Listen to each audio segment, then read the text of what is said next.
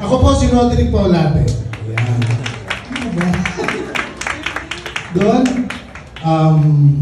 alam niyo po lagi kong sinasabi na pag mga ganito, hirap akong magsalita.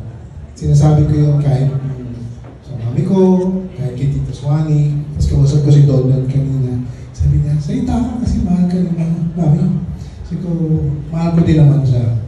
Kaya lang mahirap magsalita ng isang tao may kinalaman sa buhay mo. Ako po yung lumabas sa Regal, ewan ko kung anong Jerusalem, kung naalala pa niya. Ang kauna-unahang po produksyon ng Regal Films na Kayod sa Umaga, Kayod sa Gabi. Ako na po ang batang bumanat doon at lumabas doon. Tapos po noong inuntroduce nila si Miss Alma Moreno sa Walang Karanasan, ako rin din po yung teenager na lumabas doon. So, nagkalayo lang kami ni Mate, siyempre nagkanya-kanyang pelikula ang mga ginawa ko. Tapos, nakabalik lang po ako nung ginawa na namin yung mga Inday series. Yan na, si Maria na yun. Paggawa-gawa lang ako, tapos gawa na naman ako sa iba. Tapos tinawagan niya ako. Hindi muna po siya ang tumawag. Ang tumawag sa akin si Douglas Quijano, si Tito Douglas, na meron siyang gustong gawin ng pelikula. Yung po college ako noon, kapapasok ko lang sa UP at nanalo po akong representative ng Student Council. So binibigay na sa akin role yung Inday sa Balitaw. Medyo alanganin ako kasi nga parang paano yun, papasok ko pa lang, tapos gagawin ko doon. Tapos sabi nila na kailangan daw babae, magano'n.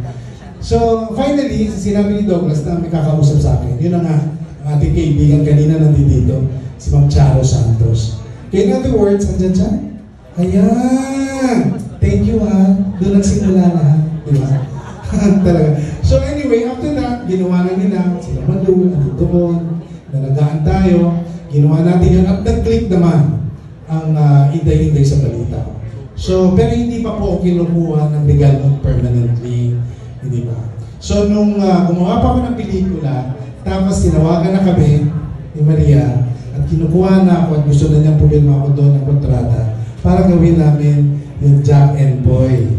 Nahiya akong sabihin, Maria, kasi dito si Robert. Pwede ko bang sabihin?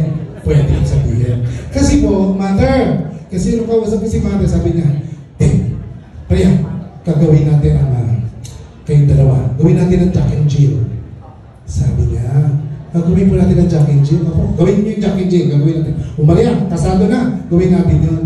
Tapos nalaman po namin, naging Sharon Cuneta at Herbert Bautista pala yun. Diba? So pinatawag kami muli ni Mother. Sabi niya, Dave, tuloy kayo dito. Maria, tuloy kayo dito. Paano yun? Meron pa ng Jack and Jill. Sabi ko, Maria, may Jack and Jill. Anong gagawin natin?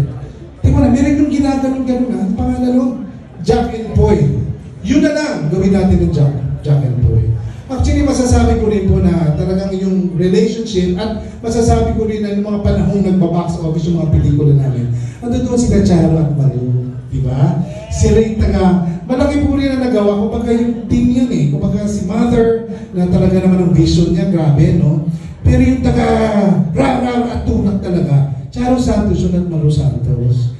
Diba? So sabi ko, sige po, ginawa natin yun, naging successful hanggang tuloy-tuloy na yung paggawa namin ng pelikula.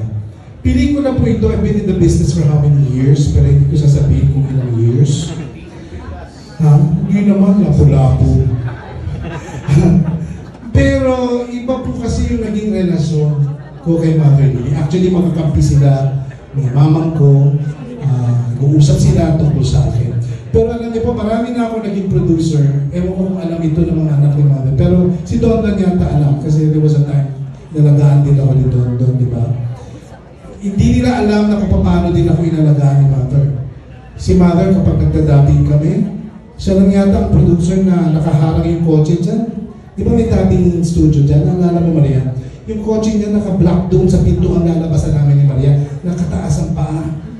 Tapos natutulog. Pag may gagalaw-galaw, saan kayo punta? Tapusin niya! Utok si Mother, kasi pala, ano ba ito? Bakit nagbabantay? Yun yung sinasabi kong si Mother. Sasabi mo producer, pero very personal yung paghawak niya sa amin at yung passion niya na mapaganda yung pelikula. Ito magandang kwento ito. Ako po yung nakarating ng Hong Kong noong 80s. First time ko. Dahil kay mother. Dinala ni mother ako, kapatid ko, tsaka yung mami ko. Dahil kumita ang Jack and Boy.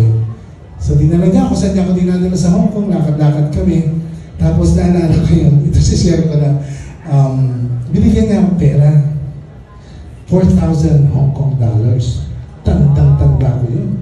Sabi ko, tsaka yun yung uso na pwede kang bumili ng mga TV, Betamax, ano, bibili mo, di ba? Binili ko lahat yun. Tapos umuwi na, basta pag-uwi natin, ha, gawa ka naman ng pelikula. Sige ko, opo, uwi. So nakita ko si Luz eh, andiyan ba si Luz? Yung nagsasweldo sa akin. Di ba? Luz, sabi ko sa'yo, may cheque pa ako sa'yo. Kala mo, makakaligtas ka, ha? Luz, sabi mo kung nagsisinungaling ako, ha? Sasabihin ko na, ayun siya. Sabi ko, Mother, thank you. Tapos uwi ako sa bahay. Ako, dami ko, may Betamax ako, meron ako TV, dami. Tapos binili namin, $4,000 yun. Hong Kong. Tapos sa banda ko rin, nag-shooting na ako. Doon, nag-shooting na ako. Tapos, sweldo time, hahanapin ko na si Luz. Pagdating, Luz, yung appointment ko, kunin ko na. Luz, bakit kulang ng 4,000? Gusto mo yun? Hindi, kung sinungaling ako, ha? Magalit ka sa akin. Sige, Luz, nandiyan ka? Nakikinig ka? Okay daw. Ma, Luz, ikaw sabi ng nanay mo. Kasi si Mother ko sabi mo, bakit ganito, Luz? May 4,000 nawawala. Ma! Sabi ko, kulang ng 4,000 to.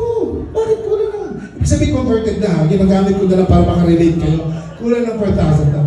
Sabi ko, ha? Baby, kulang? Sabi ko, kulang? Bakit? Bakit ganyan? Saan tawag si Luz? Ba't kulang yan? Tapos sabi ni Luz, Mother, ikaw nagsabing bawasan. Saan? Bakit siya bawas? Yung sa Hong Kong po. Mother, siningin mo sa akin yun, Mother? Sabi niya, hayaan mo na, gawa ka pa isang movie, doon ko na lang dagdag. Binalik naman ni Mother, di ba? Balik naman. Tsaka alam niyo po, di ba, minsan sense, sa tao mo. Ewan ko, si Mother, kasi nalalait ako ni Mother. Alam mo si Mother, aminin niyo, si Mother, pinag-usapan namin doon. Si Mother yung sisigawan ka, nanaibig ka, pero hindi sumasama ang loob namin. Siguro tampo lang na konti, pero walang producer na nagparana sa akin ng katulad ni Mother. Totoo. Yan si Mother. Pag may shooting ako, minsan pagising ko, ito kama ko, pagising ko, nandiyan si Mother, hinihintay ako magising. At alam mo, di ba yung shooting ko, pagod ka, puyat ka, pagising mo, Mother, ba't ganyan? Shooting ka na, baby. Mother, kakauwi ko na lang alas 6 na umaga. Ito ka. Sige na. Tsaka may sasabihin ako sa iyo, nagawa ka pili. May ginagawa siya mga team na gano'n. Siya lang ang gumagawa niya. Nasusundin niya yung artista, babantayan niya, tapos papagalitan. Tapos kapag medyo naghihitad-hitad ako, nangyayari naman yun, di ba? Yung pagod na po si Mother, aminin. Hindi naman pa isa-isa gumawa ng pelikula. Minsan isang araw, kalat yun, gagawin ko opening, 2 pelikula agad. Kasama dyan ang English department. Di ba? Pusukin ka dito, lilipat ka sa kabila, kasi 2 movies ang sinimulan mo. Okay? Pero si Mother, kaya naman hindi ko yan makakalimutan. Siya lang yung pag nagsasabi sa akin, Mother, mapagod na ako, baka hindi na ako makasipot. Na-late ka daw nung isang araw na nandoon. Sabi ko, Mother, kasi naman sunod-sunod yung pelikula mo. Ay nako, wakay ka, reklamo ha, hindi ka gwapo ha. Ang daming tumawa. Ang sakit. Si Mother ganyan. Ikaw talaga ha? Dapat galing-galing, sipag-sipag ka ha? Hindi ka gwapo. Nanay ko ganun din eh. Laging pinapaalala sa akin, huwag kang stabero, hindi ka gwapo. Yun. Pero in fairness, nakaranas ako ng sunod-sunod na box office dahil kay Mother Lily. Siguro, nag-start ako ng child actor, di ba? Doon sa, kumbaga nakilala na ako, child actor ako. Pero iba pa rin nung nahawakan ako ni Mother Lily. Kasi si Mother, kumbaga, nagkikare siya sa iyo. Gusto niya may maabot. Ito yung dadagdag ko bago ako mag-goodbye. Sa pansamantala ha, hindi goodbye pa rin. Parang, kaya ako nakabahay sa San Juan because of Mother. Yan.